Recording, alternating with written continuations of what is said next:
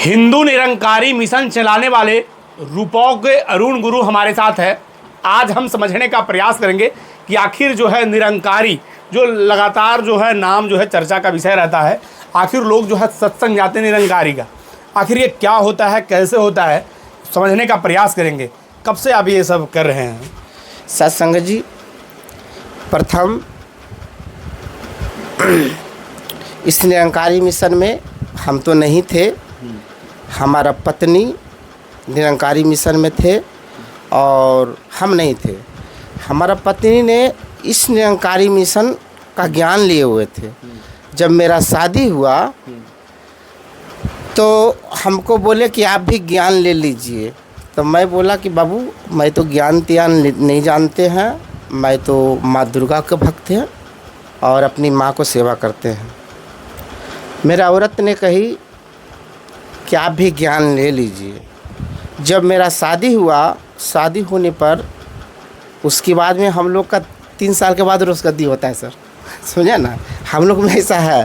तो 3 साल के बाद फिर मेरा रोसगद्दी हुआ तो सब लोग सुहाग रात मनाते हैं, है ना। तो सुहाग रात को लिए हम गए। मेरा औरत ने बैठकर ऐसे हाथ जोड़कर वो भनभनाने लगे, मतलब कुछ बोल रहे थे अपना मन में। तो मैं भी गया भाई वहाँ पर।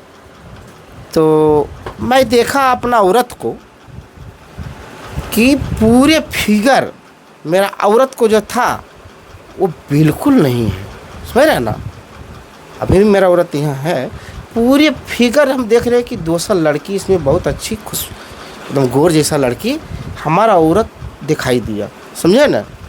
वहाँ से मैं तुरंत उठे और मम्मी पास गए। मम्मी ये हमारा ये औरत नहीं है, जो ये मेरी औरत को फिगर तो बिल्कुल बदल गया, समझ गया ना, मतलब उसमें एगो लड़की नज़र आया हमको, समझे। मैं औरत के बोला कि तुम कुछ जानते हो? तो बोला मेरा औरत कि नहीं, हम सिर्फ हरदेव जी महाराज को ज्ञान लिए, है ना। बाद में हमारे उस औरत से मुझे डर लगा कि अब लगता है कि उस औरत ने मुझे मार डालेगा। तो मैं भी उस औरत को पीछे लग गए कि अगर तुम मुझे मारोगे तो मैं भी तुझे नहीं छोड़ूंगा। ऐसे तो मेरे जान जा रहा है। हम तो अपना औरत से शादी किया कि इस लड़की भूत से मैं शादी किया। फिर उसकी बाद में मुझे दर्शन हुआ तो वो अली निकला, जो मस्जिद का देवता होते हैं, अली। जो अली हमको बोला कि आपका मारेंगे नहीं जी, आप भी ज्ञान ले लीजिए, तू ही निरंकार मैं तेरे सरना मैनू बख्श लो। उसके बाद में मेरी माँ ने कहा कि जो यहाँ निरंकारी का मिशन का भक्ति नहीं होगा, इसलिए कि मैं माँ महारानी को भक्ति नहीं है, समझ गए ना सर। हम महारानी का भक्ति नहीं है, हमारा सेवा कौन करेगा? अगर आप निरंकारी मिशन में हो जाइएगा तो हमारा देवी को सेवा कौन करेगा? उसके बाद अली ने बोला मेरी माँ से कि नहीं मैं भी नहीं छोड़ूंगा। माँ देवी ने बोला मैं भी नहीं छोड़ूंगा। इसीलिए जगदम्बा माँ आदिशक्ति ने मुझे भी सकार अवतारी भेज दिया इस पृथ्वी पर। निरंकारी मिशन से सुमरन वही रहेगा, एक तू ही निरंकार मैं तेरी सरना मैनू बख्श लो।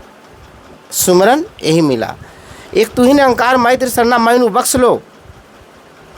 ये चनर बिंदु ने मुझे वरदान दिया। चनर बिंदु ये नहीं कहा कि मैं ही निरंकार हूँ, चनर बिंदु कहा है एक तू ही निरंकार मैं तेरे सरना मैनू बख्श लो, मतलब निरंकार की भक्ति करो। चनर बिंदु ने कहा कि मैं ही निरंकार हूँ, उसने बोले हैं कि निरंकार की भक्ति करो।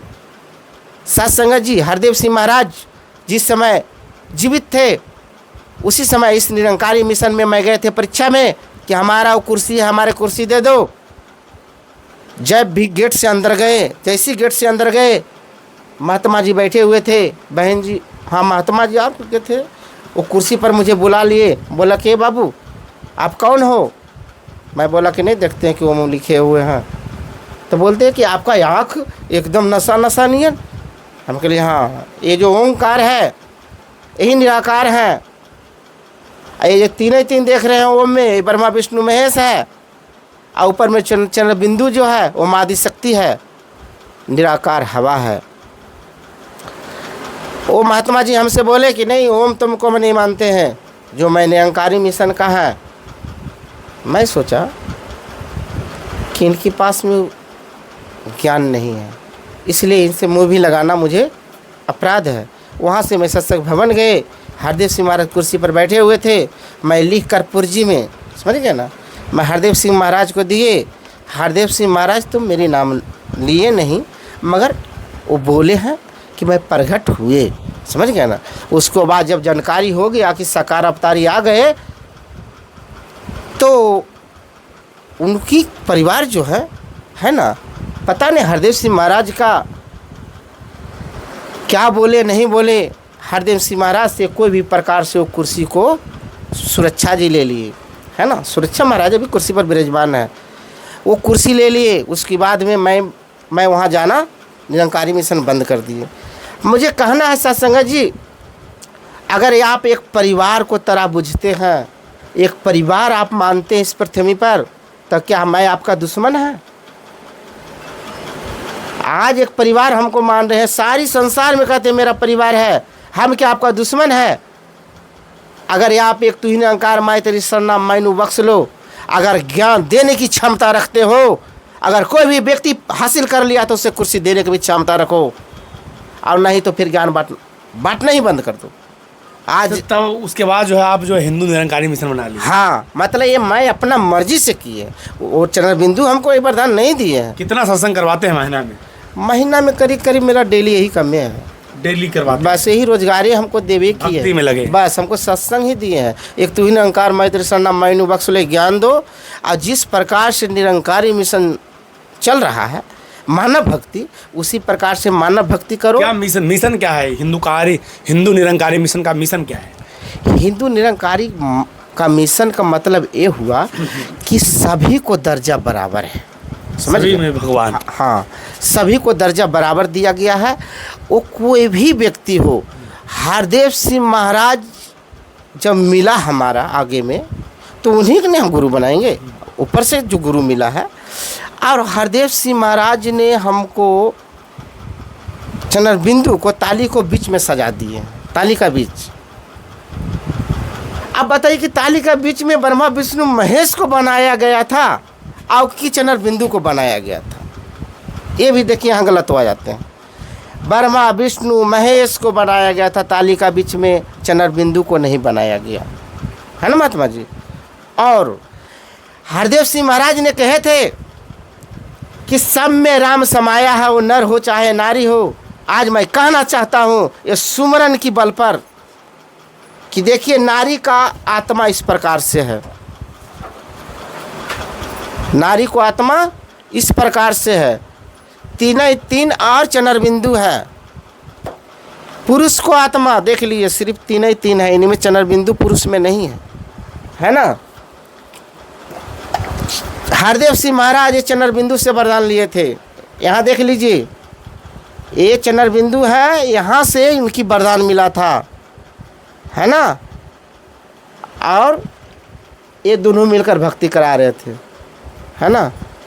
ये मरने का बाद का आत्मा बता रहे हैं, ये निरंकार पद बता रहे हैं। साकार तो हो गए, मतलब शरीर भी सकारे में आते हैं, है ना। अच्छा, आप लोग जो है ब्राह्मण पद्धति को क्यों नहीं मानते? देखिए, ब्राह्मण कोई भगवान नहीं है, ये ध्यान कर लो। हाँ नहीं, बिल्कुल भगवान तो नहीं है। ब्राह्मण जो है कोई भगवान नहीं है। और भगवान तो वो है कि जिन पर नारायण को अंश है, समझ रहे हैं ना। जैसे आपका जो अच्छा कर्म कर रहे हैं, जैसे छठ पर्व हम लोग का है, अगर अच्छा ढंग से अगर छठ में जो सहकर करते हैं, उससे बड़ा कोई भगवान नहीं है, समझ गए ना, वो मानव से। और जो देवी माँ का जिन पर अंश हो गया, समझ गए ना, वो भगवान है। और पंडित जी भगवान नहीं है, वो तो खुद नहीं कहते हैं। वो कहते हैं कि मुँह से ही भगवान है, हम पैदा लिए हैं, कहते नहीं है। मैं उनसे कहना चाहता हूँ कि आप भगवान हैं तो हम हर जोते हैं, है ना। मैं कलिक अवतार में आते हैं, समझिए, कलयुग केवल नाम या धारा।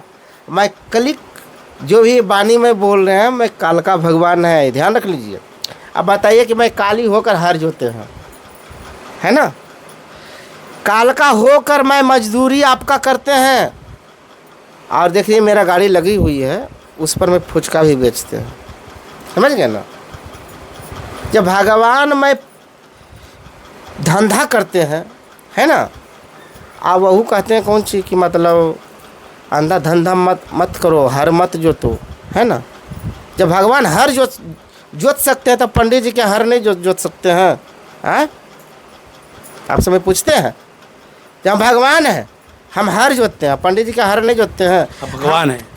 बिल्कुल बिल्कुल, जब ओम यहाँ लिखा हुआ मैं भगवान हूँ, इसलिए मैं कहता हूँ भगवान हूँ कि हमारे में ओम समाया, मैं ओम बोल रहे हैं, है ना। अरुण गुरु को आत्मा ब्रह्मांड समा दिए, इसलिए कि अवतारी कोई साधारण चीज़ नहीं होता है, कोई भी व्यक्ति मार सकता है जिस प्रकार की माहौल है ना। तो ओम इनमें समा जाते हैं, इनकी आत्मा को मैं भगवान ले चल जाता है, जो ही देखे, है ना, कि इनको कोई मार नहीं सकता। अगर मारेगा तो यहाँ हम हैं, है ना।